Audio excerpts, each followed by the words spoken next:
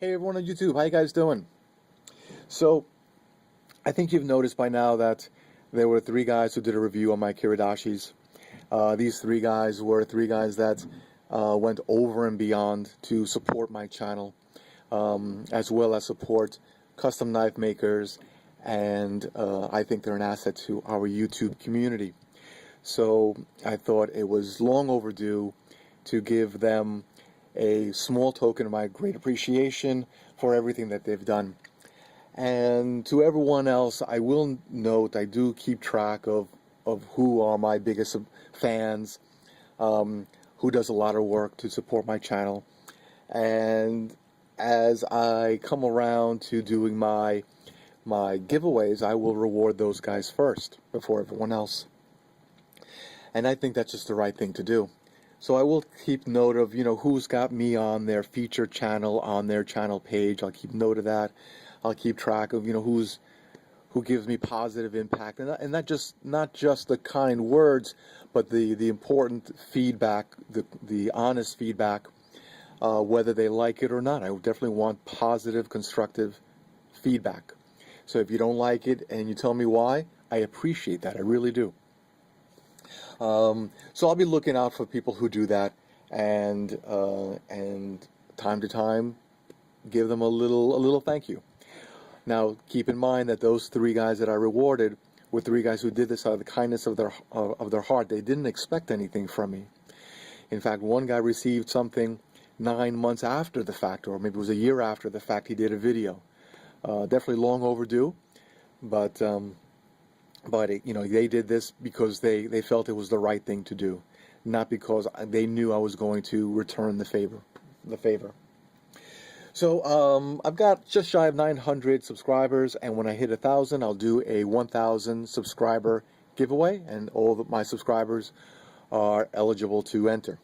And I'll be giving away something in the range from a 5-inch blade Bowie knife to an EDC 3-inch blade or so, to maybe even smaller, to a Kiridashi. Maybe for first, second, and third, I haven't decided, but when I do the announcement video, it'll be the official video. But let me show you the couple of knives that I've been working on. One that, a video that I was inspired to do thanks to Thomas, who's been doing some great work, not only in his knife making, but also in making resin scales. And here we go. This is a resin scale that I made about 2 months ago, and it was the first time working with the product. The block of resin that I made was about 6 or 7 inches long, and it didn't harden correctly, and it took about a month to get hard. And I took the choice piece, the best piece in there, to make this scale material, the scale for the handle. And I guarantee you this is fully hard. There's no issue here. The rest, it just took a long time, longer than I expected, for the resin to get hard. And what I did was I dipped brass wool into the clear resin to get this, which I think is beautiful, resin scale. The large block looked like, my wife said, looked like blonde hair, so I'm calling this material Blondie. It has a few imperfections. It's my first time working with it, and I want to point them out.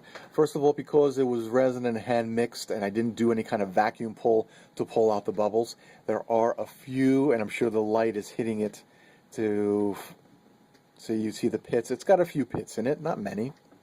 And if the customer wanted me to fix that up, I would fix it up. I would just coat it with more CA or crazy glue or polyurethane to fill in those gaps. There is a slight gap, which I'm not completely happy with, on this scale along this side, which I tried to fill in with crazy glue, and maybe it requires a little more work if the customer chooses to do so. In my attempt to sculpture the scales, it's a little uneven here compared to there. It's just this point over here. Yet if you look at the other side, if I'm holding this straight, I'm not sure. It's very even on this side, very even on this side, very even here, So the hand sculpturing is a little off just on this side here. Little bit of spillage of crazy glue onto the tang. It's a full tang construction. Brass pins. The balance point.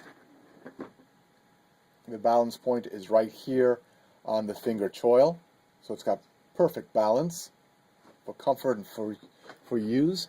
It's a CPM 3V from New Jersey Steel Baron, professionally heat treated at Peter's Heat Treat to a Rockwell hardness of 60-61 in that range.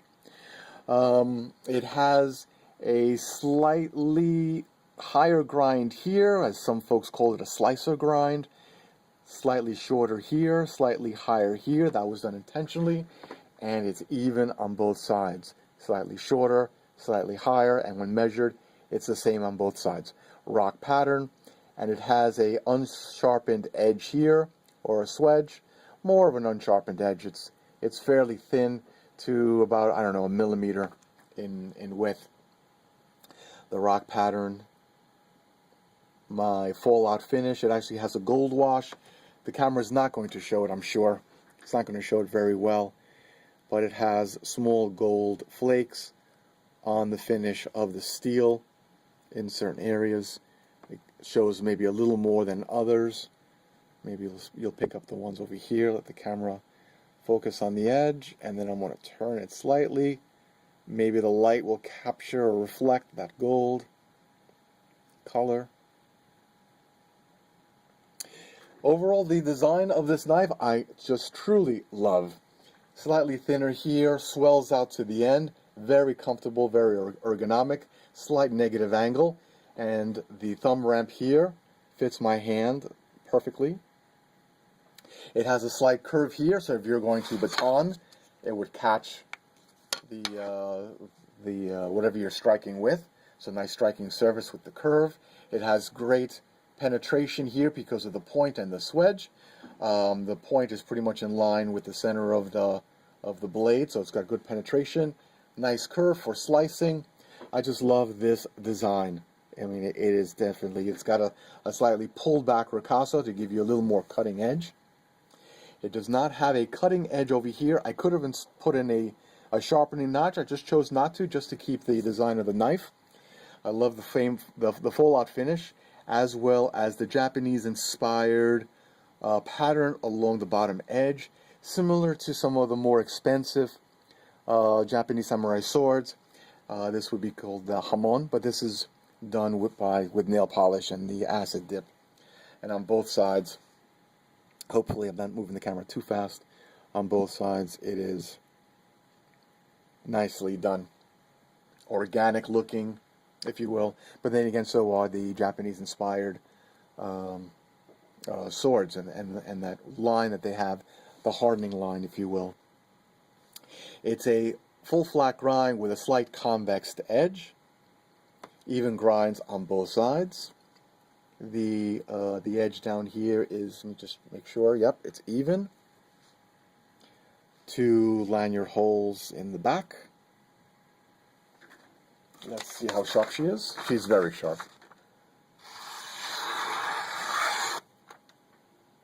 She's very sharp. Let's see if I can. Obviously, that's not supported. That's not supported. You can just see how the paper pulls away. Let's do that again. She's very sharp. This is one of my sharpest knives. Let's make some confetti. Hopefully I'm in camera. Obviously this is not supported over here. And you can see it's cutting.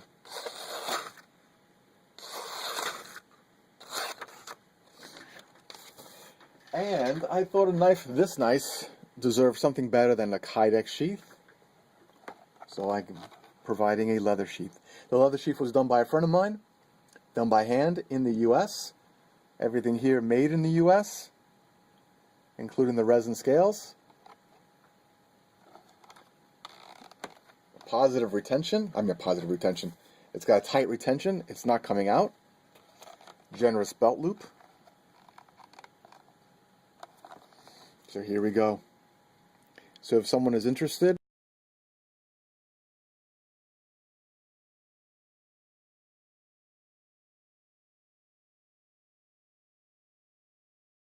of the CA and the separation of the scales, and if you want me to fix them, we can talk about fixing some of these, and it just requires additional work to fill in with crazy glue, and then some polyurethane to finish it off, and some more hand working with sandpaper. So this is one knife, and then another knife that I made, my design with a Kydex sheath, dinosaur footprints. Did we talk about the size of the blade? Let me go back. Sorry, guys. I don't know if I showed you the length of the blade or not, so you guys understand how long it is. I don't know if I did this already. Let me line this upright. It is just shy of 5-inch blade, maybe 4 inches, 4 3/4, 4.9-inch blade, and a 9.75, 9 3/4 inches overall. It's 3V steel, and the thickness it's a pretty generous thickness, 0.18 inches thick. So let's put this one away. And now we have this one, same stock of steel, 0.18, 3V steel, Kydex sheath, my design. Let's talk about this knife a little bit. Oh, it's got some. Let me just wipe off. Let me just clean off the liquid film.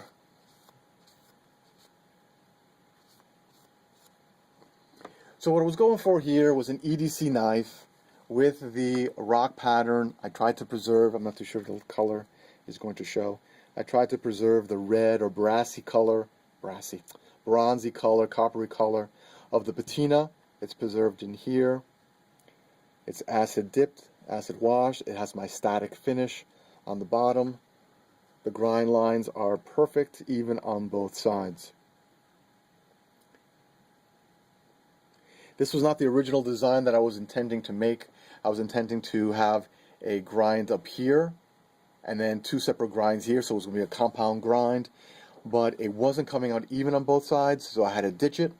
It's flat ground on this side, it's convex down on this side, but the grind lines are very, very even on both sides. It has a piece of carbon fiber with copper pins. It has rock pattern on the bottom part of the handle, which was different from all my other knives. This is my acid wash finish, or fallout treatment I call it. No, fallout finish, that's it. Fallout finish. Lanyard hold, the balance point is right here, so it's comfortable. It's right here. This is the actual way to hold it, away from the edge, of course, right? If you want to choke up, you can actually move up on it. And she's a sharp one as well. A very nice transition from this flat end to the rounder end on the front there. So you can see it has a nice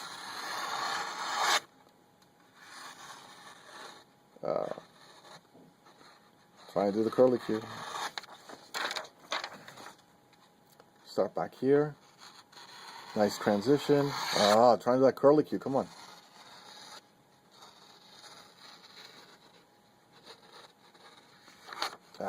Anyway, nice tip as well. I'm just barely pushing on it, and you can see it slicing through the paper. It's not supported, slicing through the paper. Let's see how large it is. This is a smaller one, EDC size. 3-inch blade overall, 7 1/4, maybe just shy of 7 1/2. 7 1/4, 3-inch blade. So if you're interested in this one, PM me an offer. The sheath is not going anywhere, and it does not have rattle. It's a tight fit, which is kind of complicated with this part here of the knife. little complicated to do. Definitely a tight fit. It is not coming out, and that's because it hugs. This part here will hug the blade on the way out. So it's not a knife that comes in or out very easily of the sheath.